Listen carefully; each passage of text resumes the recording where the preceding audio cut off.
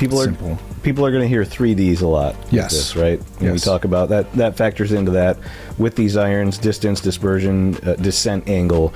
What can you tell us about the 3Ds? Why was that a focus for the whole line, and what does it mean to the average golfer? Yeah, it was a simple way to just kind of like bucket iron performance in general, right? Because it's like distance. Everybody knows that you need distance, and for irons, it's about specific distance. It can be about more distance, if, like I said, with different models. But for iron performance, it's about specific distance, and you want each iron to go a specific distance and cover this range of distances in your bag.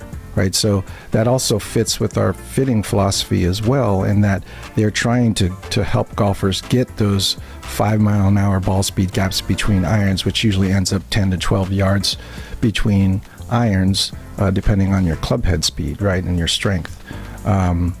So that's really speaking to like accuracy, I like to say.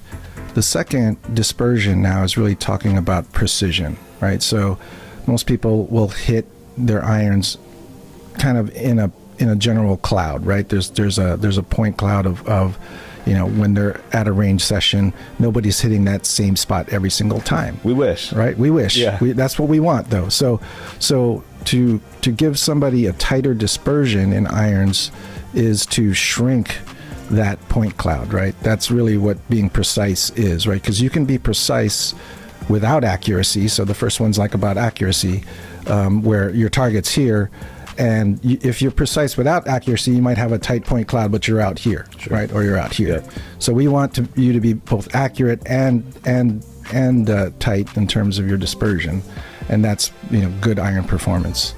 And 3, descent angle really plays into both of the first two, right?